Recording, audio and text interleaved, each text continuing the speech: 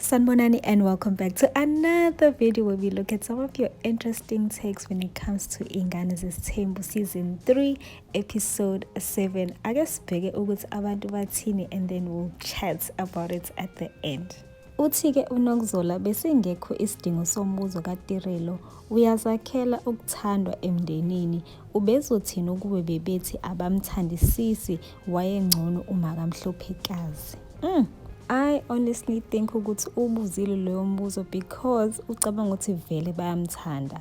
You wouldn't ask that question if you knew ukuthi abakuthandi kubo kamfana. So I think in that moment she just wanted a validation for her being there. Ukuthi, girl, we like having you around. Don't second guess izinto. In my opinion, I feel like nje uTirelo feels very insecure in that family. She doesn't know where she stands with the siblings now that uMaga Mhlophekazi akasekho in the picture, because remember ukuthi how close she was with uSne, or it appeared as though they were close ngoba they were ganging up or like laughing at the situation that Uvuyo was in with Mpumelelo. So now that Uvuyo is out of the picture, she doesn't know who she is and what role she plays in the family, because at the end of the day abakashadi benompumelelo, which is why it's like, why are you here, girl? Ngoba nje iyateka relationship yenu kwawena ngathi uyingabaza leyo nto. Are you coming or are you going?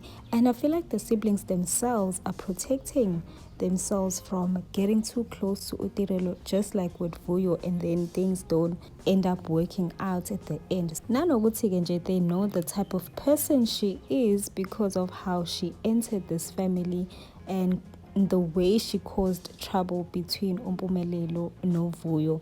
uSindizena uthi uLwandle has girlfriends. Wow, what does he do with them? What does he tell them?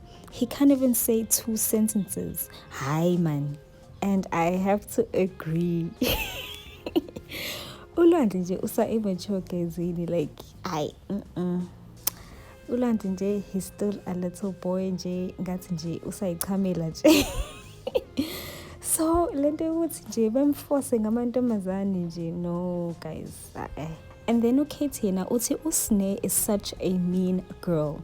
And I have to agree, guys. A lot of people were saying that ukuthi hayibo nakule episode futhi uSne unale attitude yakhe ebhedayo, and I'm just like, kanti what's it going to take in order for uSne to just be a normal person?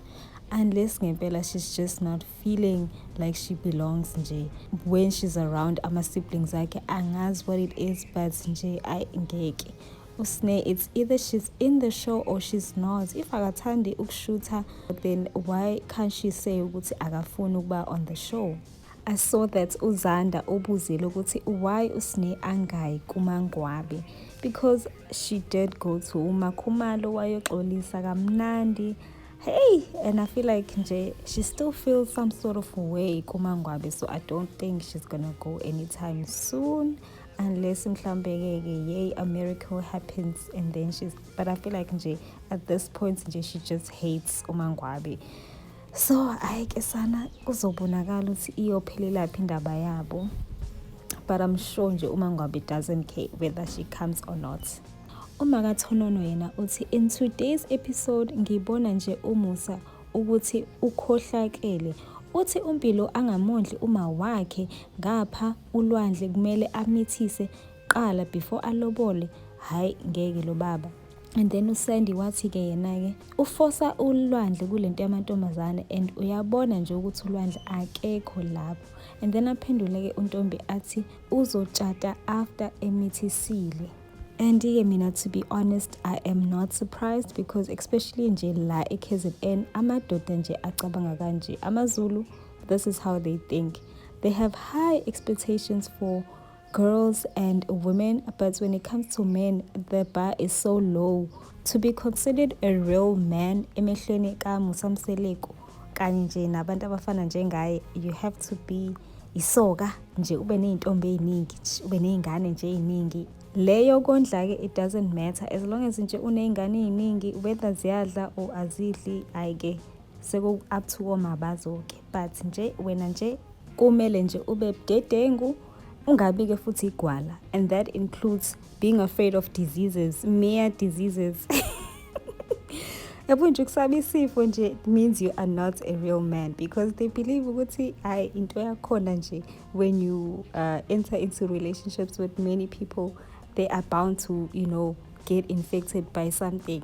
So nje sana, being a man nje, especially a Zulu man, means mele ube toxic. So I hope this serves as a lesson to every other tribe.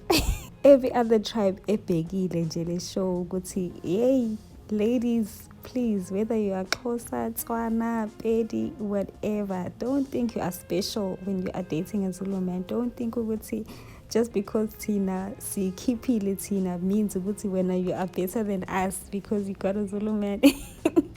Uzobona phakathi girl ukuthi nje, yay, there's a reason why we are staying away. U-Elisa yena uthi, I remember when uTirelo said uVuyokazi must love herself. I think it's time she took her own advice. She looks so desperate and pathetic. Uthi-ke u-Ayanda, uTirelo would rather take a pill than leave ibubesi. Hey guys. But what I love about this is that she is indirectly educating other women out there. Ngoba guysini, people are not doing this. They are not taking the pill, guys. Whether you are in a relationship or whether you are single but still, engaging in risky behavior, please do, guysini. This is, guysini, it is rough out there. Please take a PrEP as soon as possible. As soon as you get the time, go and consult a clinic. It will save your life. Mawazi ukuthi nje you are in a relationship with a cheating man, or you are suspecting ukuthi he is cheating, please take the pill, my darling. Ukhonizina uthi people that are close to Itirelo need to advise her to force her man to use ijazi lomkhwenyana with her or leave that relationship. PrEP doesn't prevent STIs or STDs. I feel sorry for her as much as karma is dealing with her. It is just so sad, guys. Engathi nje singamxukuza sithi girl, wake up. Yo sana lapho muhle uTirelo. She deserves so much better. Kanti ke umzukulwana yena uthi imfundiso zikaMseleku is not make sure uyazilahlekisa izingane zakhe ubhuti. And yo sana, yabona ke bafethu, this is why they say mele umkhethe kahle umuntu ozomzalela izingane, ngoba you want that person to instill good values enganeni zakho. Ungathi wena usho okunye naye asho okunye, because you can see now ukuthi the mothers ngathi nje they are not in the picture, but come to find ukuthi ibona who were telling their kids the right things to do as men masebekhulile, how to treat women. But it seems like i-voice kababa iyona eqinile kakhulu, and nanokuthi ke bona bamadoda kwabona, so it makes sense in their eyes to listen to their father kakhulu. It's just unfortunate, and you can absolutely tell ukuthi nje uMseleku akakhulanga nobaba wakhe, because if he did, he would understand le damage ayenzayo enganeni zakhe.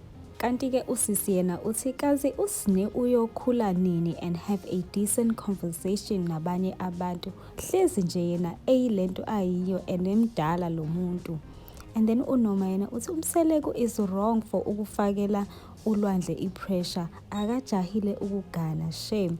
Umpumelelo sibonge ngokuthi ukhuluma into esile this time around ngendaba yokuthi ulwandle angajahi nje ukudlala bakithi.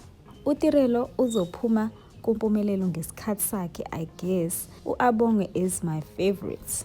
Hayi ke ungiqedile ke uSonya esethi as for uTirelo, rest in peace in advance. Yeah.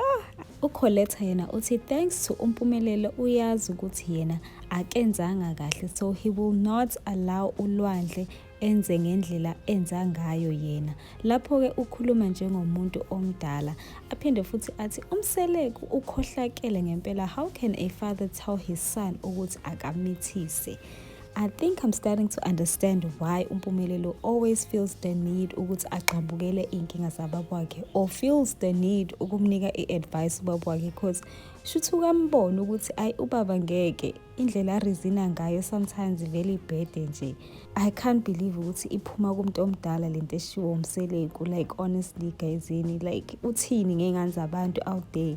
Uphatheka kabi if bemithisa ingane yakhe kodwa yena he has no problem telling his sons ukuthi abahambe yomithisa iy'ngane zabantu la ngaphandle. Lapho umseleku usekhohliwe ukuthi uney'ngane zamantombazane ezingakakhuli ngisho ukukhula zibe nama-boyfriends, kunengane esanda kuzalwa that is still growing up, and uzothini ngempela one day when they themselves are faced with such problems, bejole nabafana bafana nabo oMpumelelo laba.